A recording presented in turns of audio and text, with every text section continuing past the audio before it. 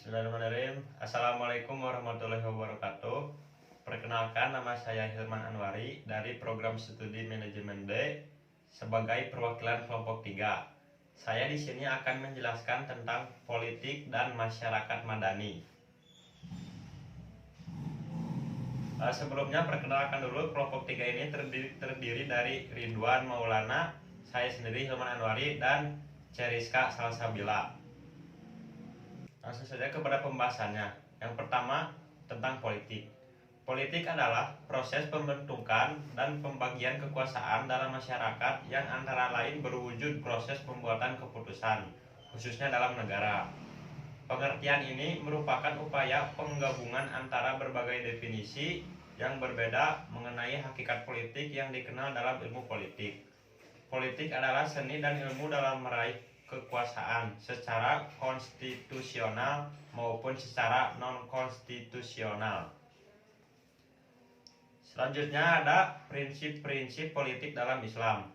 Prinsip-prinsip politik dalam Islam terutama terkait dengan kepemimpinan ditinjau dari perspektif Al-Quran dan hadis bisa dijelaskan sebagai berikut.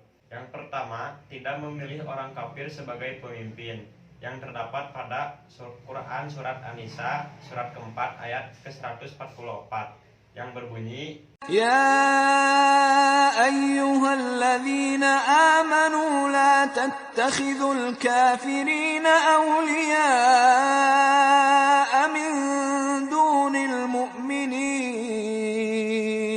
aturiduna an taj'alu lillahi 'alaikum sultanan mubina. Yang kedua, setiap kelompok harus memilih pemimpin sebagaimana dijelaskan dalam hadis, yang artinya jika 3 orang melakukan suatu perjalanan, angkat salah seorang di antara mereka sebagai pemimpin. Hadis riwayat Abu Daud. Yang ketiga, pemimpin haruslah orang yang dapat diterima, sebagaimana dijelaskan dalam hadis yang berbunyi, sebaik-baiknya pemimpin adalah mereka yang kamu cintai dan mencintai kamu. Kamu berdoa untuk mereka dan mereka berdoa untuk kamu. Seburuk-buruknya pemimpinmu adalah mereka yang kamu benci dan mereka yang membencimu. Kamu melaknati mereka dan mereka melaknati kamu. Hadis riwayat Muslim. Dan yang keempat, kepemimpinan Allah Subhanahu wa Ta'ala terhadap alam ini sebagian didelegasikan kepada manusia sesuai yang dikehendakinya, yang berbunyi, katakanlah wahai Tuhan yang mempunyai kerajaan, engkau berikan kerajaan kepada orang yang engkau kehendaki. Quran Surat Al-Imran surat ketiga ayat ke-26. Status kepemimpinan manusia hanya sebagai amanah dari Allah Subhanahu wa Ta'ala yang sewaktu-waktu diberikan kepada seseorang dan diambil dari seseorang. Yang selanjutnya ada pembahasan tentang masyarakat madani. Masyarakat madani adalah sistem sosial yang subur berdasarkan prinsip moral yang menjamin keseimbangan antara kebebasan individu untuk stabilitas masyarakat. Inisiatif individu dan masyarakat akan berpikir seni pelaksanaan pemerintah oleh hukum dan tidak nafsu atau keinginan individu. Selanjutnya ada ciri-ciri masyarakat madani. Yang pertama, individu dan kelompok yang memiliki integritas dalam masyarakat di kehidupan sosial. Kedua, memiliki pembagian atau pemisahan kekuasaan sehingga kekuasaan tersebut tidak hanya dominasi di satu lembaga atau otoriter, sehingga konsep ini menjadikannya ada lembaga-lembaga yang memiliki wewenang dan tupoksi. Yang ketiga, memiliki perwakilan rakyat sehingga kepentingan dari aspirasi masyarakat dapat terkemas dengan baik. Dan yang keempat, adanya jaminan terhadap kehidupan sosial untuk berdemokrasi dengan atas kemanusiaan dan sesuai dengan permasalahan yang ada. Selanjutnya ada karakteristik masyarakat madani. Yang pertama, free public sphere atau ruang publik yang bebas, yaitu masyarakat memiliki akses penuh terhadap setiap kegiatan publik. Yang kedua, demokratisasi, yaitu proses untuk menerapkan prinsip-prinsip demokrasi sehingga mewujudkan masyarakat yang demokratis. Ketiga, toleransi, yaitu kesediaan individu untuk menerima pandangan-pandangan politik dan sikap sosial yang berbeda dalam masyarakat.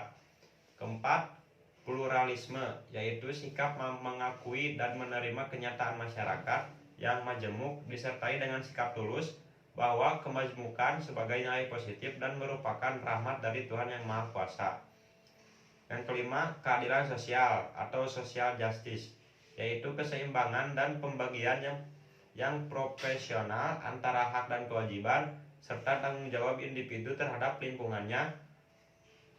Dan yang keenam, partisipasi sosial, yaitu partisipasi masyarakat yang benar-benar bersih dari rekayasa, intimidasi ataupun intervensi penguasa atau pihak lain.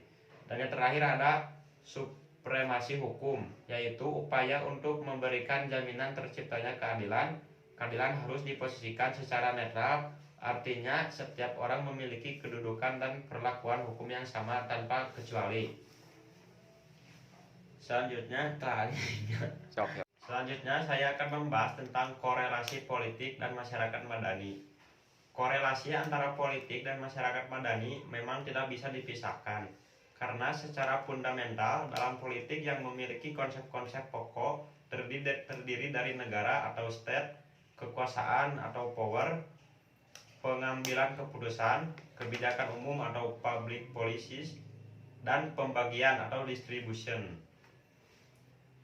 Selanjutnya, negara Indonesia dalam masyarakat madani. Indonesia merupakan negara dengan memiliki ragam entitas, nilai-nilai, dan norma. Dengan adanya keberagaman atau pluralisme tersebut dapat terciptanya fenomena sosial dalam perspektif dan perilaku. Generasi penulis merupakan anggota masyarakat madani di masa mendatang. Oleh karena itu, mereka perlu dibekali cara-cara demokrasi melalui demokratisasi pendidikan. Jadi kesimpulannya adalah, yang pertama, masyarakat madani dipadami sebagai arena tempat berbagai gerakan sosial. Kedua, karakteristik masyarakat madani diperlukan persyaratan-persyaratan yang menjadi nilai universal dalam menenangkan masyarakat madani. Yang ketiga, masyarakat madani juga harus mempunyai pilar-pilar penegak. Sekian yang dapat saya sampaikan. Mohon maaf bila ada kesalahan. Wabillahi taufiq wal hidayah. Wassalamualaikum warahmatullahi wabarakatuh.